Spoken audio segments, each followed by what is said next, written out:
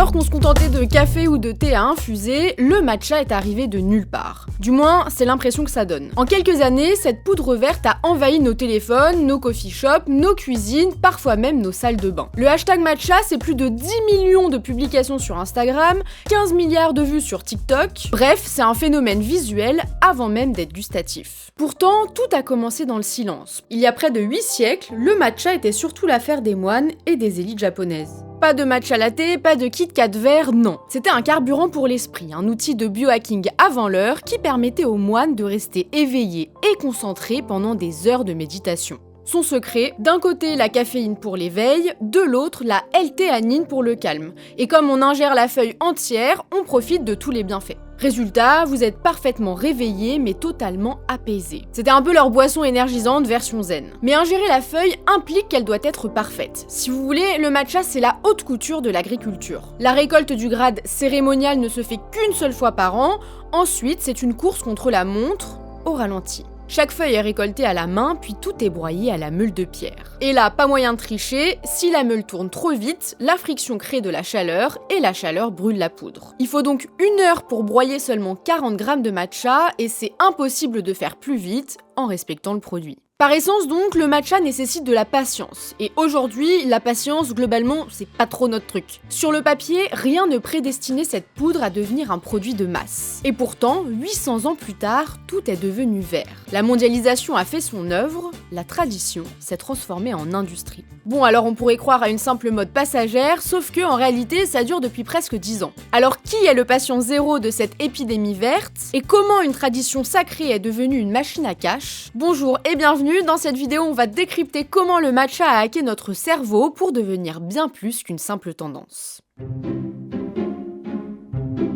Les prémices de l'épidémie verte arrivent dès la fin des années 90, bien avant que l'Occident sache ce que veut dire matcha. À cette époque, le Japon commence déjà à moderniser son thé vert en poudre. On le voit apparaître dans des glaces Häagen-Dazs dès 96, puis dans des Kit Kat dès 2004. Ces dérivés du matcha restent uniquement commercialisés au Japon, on parle pas encore de matcha latte, mais ça fonctionne très bien. Ces produits dérivés à base de thé vert deviennent même un de ces trucs qu'on ramène dans sa valise après un voyage au Japon parce que ça a le goût du Japon. Bon voilà, et quand il y a de l'intérêt pour un produit, il y en a qui reniflent. Cette mini-effervescence, il y en a un en particulier qui l'analyse de loin et qui se dit que si ça plaît en Asie et aux touristes, ça peut peut-être marcher ailleurs. Et alors ce patient zéro, c'est pas un maître de thé japonais, c'est pas un chef étoilé non plus, mais une enseigne que vous connaissez tous, Starbucks.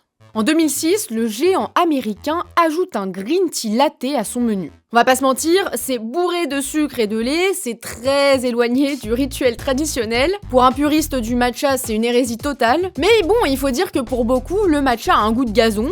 C'est pas faux d'ailleurs, personnellement, je dois avouer que j'adore justement ce goût de gazon-là, même sans lait. Mais ça reste particulier et pour en faire un produit de masse, il faut l'adapter. C'est là le coup de génie puisque ce latte sucré agit comme un cheval de Troie. Il permet d'introduire ce goût herbacé au palais des Nord-Américains sans les brusquer. So it's a grande green tea latte with almond milk and vanilla. I guess we're just gonna go ahead and try it. I'm actually really nervous. Here we go. I mean, it's not bad. But it's really good. I totally recommend it. I think it's amazing. Fini le rituel bouddhiste, ici, pas le temps de fouetter la poudre. Starbucks vend une boisson plaisir, prête à consommer, au même titre que toutes les autres boissons qu'il propose. Et si Starbucks met quelque chose sur sa carte et que ça fonctionne aux États-Unis, ça devient un mégaphone mondial. Ça, c'est le premier point de bascule. Alors, bon, la diffusion du green tea latte se fera pas partout au même rythme. En France, il faudra d'ailleurs attendre 2013 pour que ça arrive au menu, mais cette fois-ci sous le nom matcha green tea latte. À ce stade, il n'y a pas encore de boom massif, c'est encore un signal faible, mais le travail de fond est fait. Starbucks habitue notre palais à ce goût et nos yeux à cette couleur. Of course, matcha's trendy, but guys, it's trendy because it's healthy and there's so many health benefits. Eventually, I ended up choosing slower routines because it felt like burnout and stress and cortisol spikes early in the morning just didn't make sense for me. And I'm actually so thankful for this trial and error process because it's much better to have a relaxed routine instead of rushing all morning, which is why little rituals like making matcha every morning are so important for me to feel relaxed and balanced when I start off my day. So good.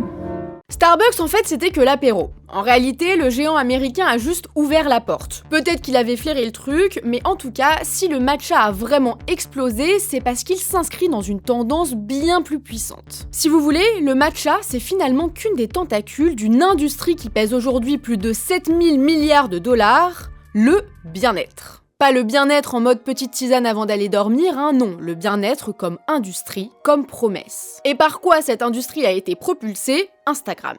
L'application est lancée en 2010, on commence tous à être rivés sur nos écrans qu'on aime tant, on est à la fois hyper connectés et déconnectés, surstimulés, parfois épuisés. Le monde se met à tourner de plus en plus vite et Instagram devient paradoxalement le terreau idéal pour donner et aller chercher des conseils pour aller mieux. Mais surtout, ça marque l'entrée dans une époque où le bien-être cesse d'être uniquement quelque chose qu'on ressent pour devenir quelque chose qu'on montre. Quelque chose qu'on montre et bien sûr qu'on vend. On commence à parler en masse de super aliments, de yoga, de pilates, de morning routine, de recettes healthy, et au milieu de tout ça, une poudre verte sort du lot, le matcha. En fait, le matcha, c'est le produit qui s'inscrit le mieux dans cette tendance du bien-être. Déjà par sa promesse, un éveil calme, un équilibre parfait entre énergie et détente, même si certains bénéfices sont parfois survendus, globalement, on offre au monde une vraie alternative au café. Mais au-delà du côté healthy, sain, le matcha a un atout maître, sa couleur. C'est le plus gros avantage déloyal de l'histoire. Cette poudre a littéralement la couleur du « je prends soin de moi », c'est la nature, c'est le vivant. Dans un feed saturé, c'est un apaisement visuel qui pop beaucoup plus qu'un café marron. Bref, c'est devenu viral parce que c'est beau avant même d'être bon. C'est la boisson instagrammable par excellence. Des célébrités commencent petit à petit à en parler. En 2015, Gwyneth Paltrow, ancienne actrice et aujourd'hui gourou du bien-être, poste son matcha latte sur Instagram. Puis la Gen Z prend le relais, on voit émerger des marques portées par des figures d'internet. Emma Chamberlain avec Chamberlain Coffee en 2020. En France, la marque Anatae, par exemple, collabore avec toutes les youtubeuses lifestyle. Puis Andy Ella lance Milia Matcha en 2023 et pirate le système.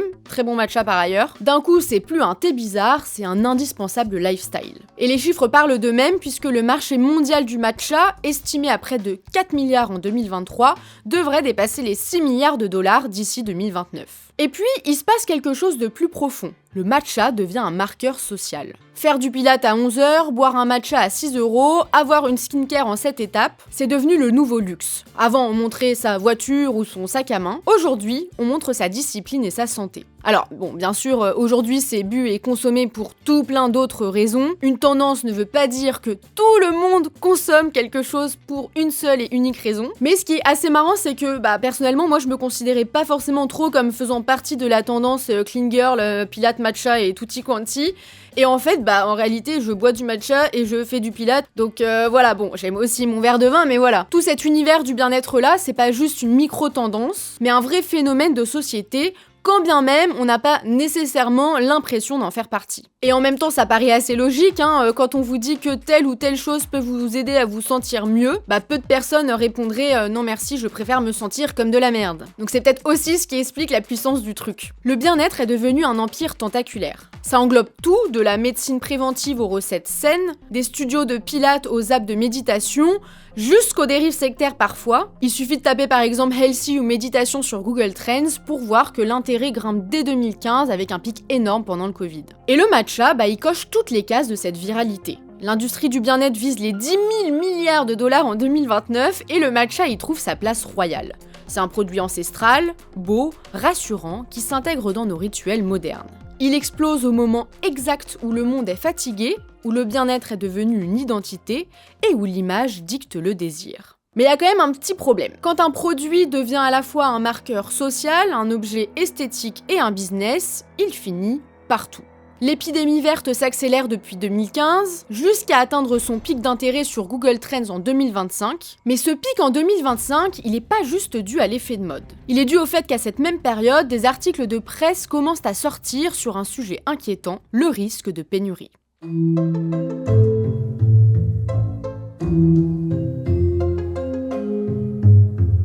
Alors voilà où on en est. Le monde boit du verre. C'est beau, c'est clean, c'est apaisant dans un monde qui ne l'est pas toujours. La production japonaise a explosé, plus de 4000 tonnes en 2023, soit 3 fois plus qu'il y a 10 ans. Et malgré ça, les étagères se vident, les prix montent. Et à Kyoto, certaines maisons historiques comme Ippodo ont dû mettre en place des limites d'achat. Pourquoi ? Eh bien parce que le vrai matcha, même quand il se vend comme une boisson rapide, reste un produit structurellement lent. C'est une récolte par an, c'est les 40 grammes par heure, et face à des géants qui en commandent des tonnes, c'est mathématiquement impossible. Alors comment font justement les géants comme Starbucks ou autres pour continuer à en vendre ? Eh ben ils ont 2 leviers. Le premier, on reste au Japon mais on récolte plus tard. En vrai, pourquoi pas ? Au lieu de prendre les jeunes pousses du printemps, la première récolte, on fait des récoltes d'été ou d'automne, donc 2e ou 3e récolte. C'est toujours du made in Japan, mais c'est plus amer, moins vert pétant. Et deuxième levier, quand le Japon est en rupture ou trop cher, une partie du marché se tourne ailleurs. C'est là qu'arrive l'ironie ultime de l'histoire. En fait, ce que je vous avais pas dit, c'est que le matcha est né en Chine sous la dynastie Tang. Mais la Chine l'a petit à petit abandonné pour développer plutôt le thé infusé qui est plus facile à produire. Et c'est le Japon qui a sauvé cette tradition pour en faire le trésor qu'on connaît. Et donc aujourd'hui, où est-ce que des cultures émergent pour répondre à la demande ? En Chine. Alors, est-ce que c'est nécessairement mal ?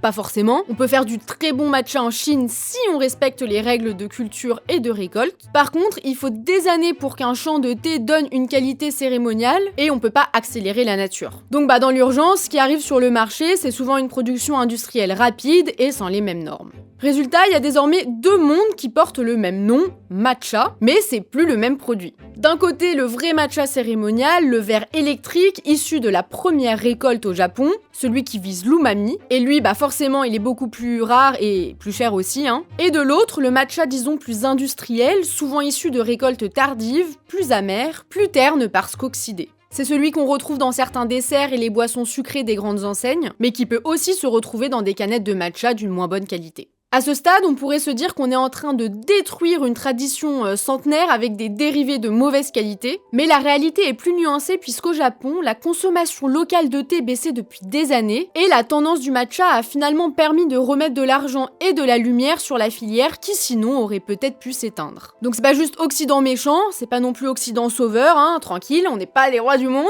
mais ce qui est sûr, c'est qu'il y a une tension réelle. Les producteurs se disent reconnaissants, mais très stressés. Contents parce que ça se vend, stressés parce qu'on leur demande de produire à la vitesse d'une trend un produit qui par nature appartient au temps long. Disons que le matcha vit une sorte de révolution du vin, on commence à comprendre qu'il y a la piquette et le grand cru, et surtout qu'on ne les utilise pas pareil. Ce marché va continuer de grossir, est-ce que ça va remplacer le café ? Pas tout de suite en tout cas, le café reste un géant à 130 milliards, mais le matcha s'installe quand même durablement. Pas juste comme une boisson, mais comme un symbole. C'est quand même assez dingue quand on y pense, parce que ce produit existe depuis des siècles, mais il n'a pas été popularisé avant notre époque, avant que ce soit le timing parfait. Le matcha reste encore aujourd'hui bien plus qu'une simple boisson. Pour les moines, c'était un outil pour rester éveillé pendant des heures de méditation, être parfaitement réveillé, mais totalement apaisé. Pour nous, le matcha représente le symbole d'une époque tiraillée par un paradoxe entre obsession de la performance et quête de bien-être. On cherche l'énergie mais sans le stress, on cherche à être parfaitement réveillé mais totalement apaisé. Voilà, merci d'être resté jusque-là. La prochaine vidéo, ce sera une vidéo entre décryptage et mode. On mêle un peu les 2 thèmes, les 2 formats de ma chaîne. Donc n'hésitez pas à activer la cloche, comme je poste quand la vidéo est prête, toutes les 2 ou 3 semaines. Ça vous permet d'avoir la notification au moment où je sors une nouvelle vidéo. Si cette vidéo vous a plu et que vous avez quelques petites secondes de plus à m'accorder, je vous invite vraiment à mettre un petit pouce, à vous abonner si c'est pas déjà fait. Et pourquoi pas à mettre aussi les points boost. Je sais pas si vous avez l'option, c'est gratuit et moi ça m'aide beaucoup vraiment de faire tout ça. Donc voilà, merci beaucoup, quoi qu'il en soit. Prenez soin de vous, prenez soin des autres, salut!